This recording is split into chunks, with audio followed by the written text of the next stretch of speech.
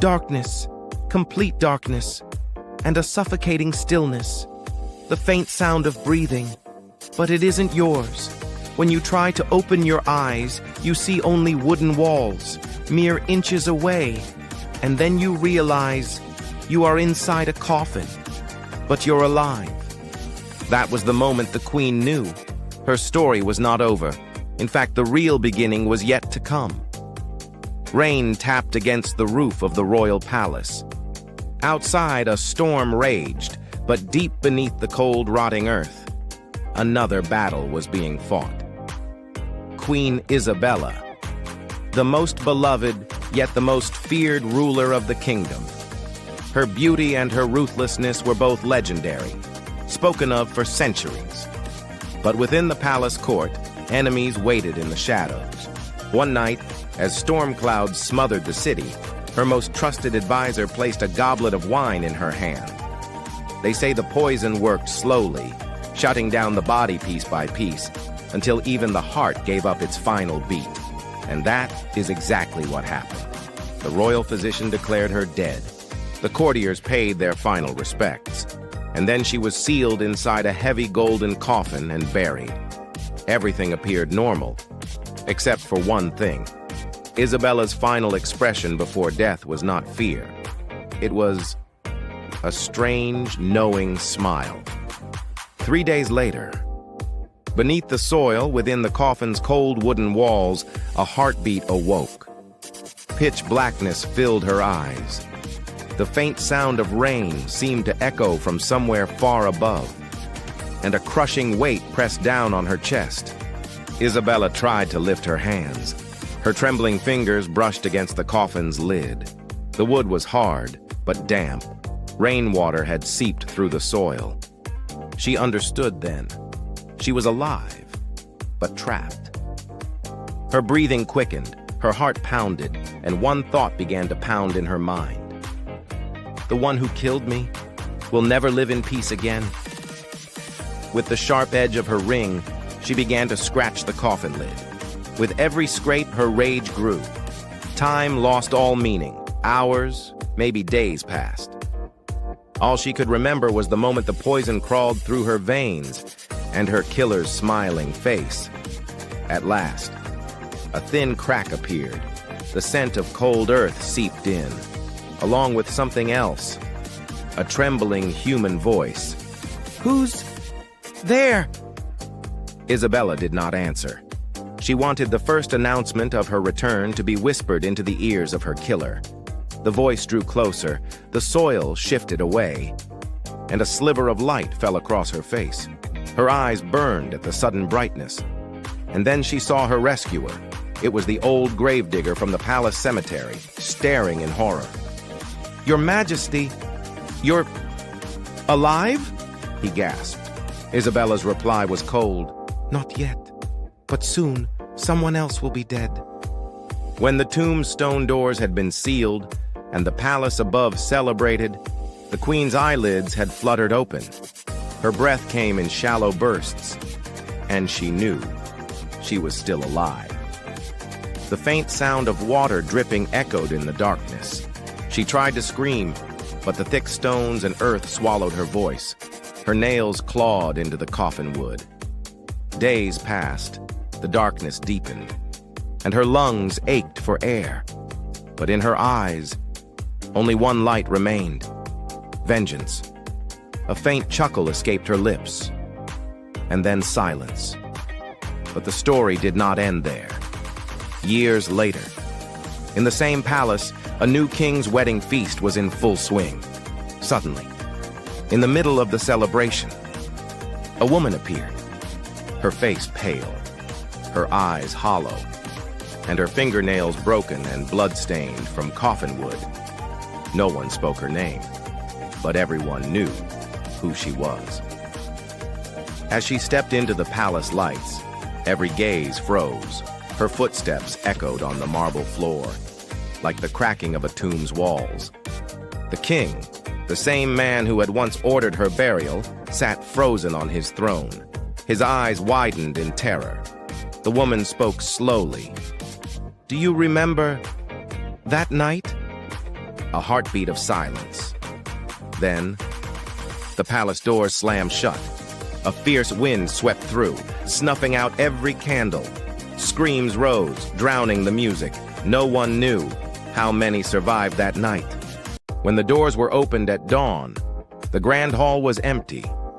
Only the king's crown lay on the floor, beside a splinter of coffin wood, carved with the marks of human nails. A faint laugh, then complete silence. They say, even now, on moonlit nights, in the palace's empty corridors, the sound of a woman's footsteps can be heard. And if you follow that sound, you will find only one door, sealed with stone. That door, no one has dared to open for centuries. But one night, a young soldier, raised on the palace's dark legends, swore he would uncover the truth. The sound of footsteps, the clink of steel. Holding a torch, he walked alone down the deserted hallway. The air smelled strange, a mixture of flowers and damp, rotting soil. As he approached the door, he suddenly felt it. Someone on the other side, breathing, the sound of a racing heartbeat. He pressed his ear to the stone and heard a soft laugh. The laugh grew louder, until even the torch's flame trembled. The soldier began removing the stones. With each one, the laughter drew closer. And then, a sudden, deafening crash. The door burst inward from the other side. The torch went out. And in the darkness, only a cold hand rested on his shoulder. Silence. The soldier was never seen again, decades ago. The life of a queen turned into a conspiracy. Her own courtiers, those she had once honored, rose against her. They convinced the king that the queen practiced witchcraft and that she would destroy the kingdom. The sound of rain, a distant rumble of thunder. One night, without trial, she was dragged into the palace dungeon.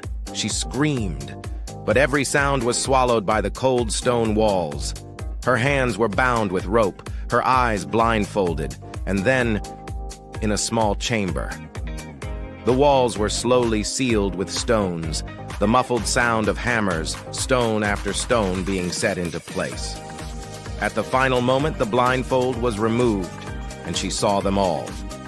The queen smiled, yes, smiled, and said only this: "You have trapped my body, but my soul will find you all." Silence, then a faint laugh, slowly twisting into something terrifying. They say she lived for 3 days behind that wall. On the 4th day, the first death struck the palace, then the second, then the third, and each time the dead bore the same smile, the one the queen had worn at her final moment. The sound of rushing wind, as if someone is drawing closer. Centuries later, when that door was opened again, they say there was nothing inside. But as each man stepped back out, a cold, dirt-covered hand brushed against his shoulder. From that day on, the palace rooms grew silent. Courtiers would wake screaming in the night, claiming that someone had whispered in their ear, "I have returned." The king's health worsened with each passing day.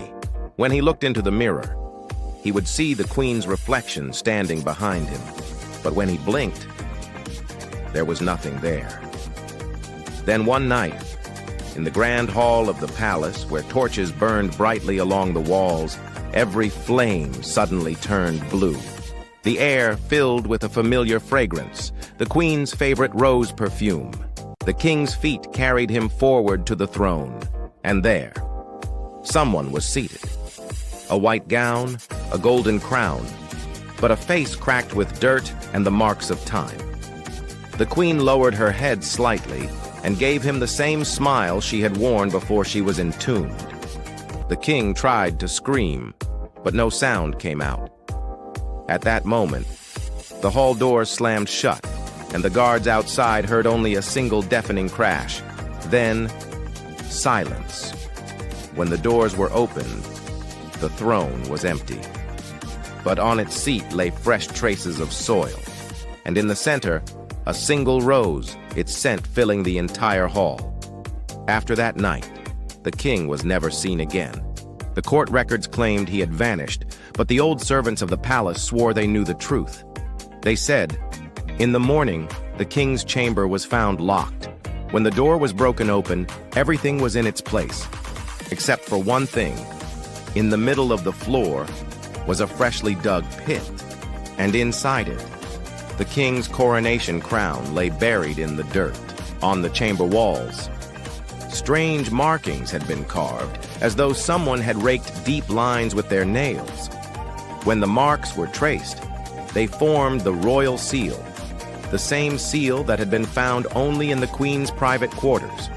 People say the queen took him back to the place from which she had come, that dark, damp, silent home of earth where breathing is hard, and the beating of your heart echoes in the stillness of the grave. Even now, no one dares to go near that palace at night. They say, if you press your ear to the ground in silence, you can hear a faint whisper rising from beneath. Now it's my turn to bury you. Silence. Then only the echo of a deep, broken laugh.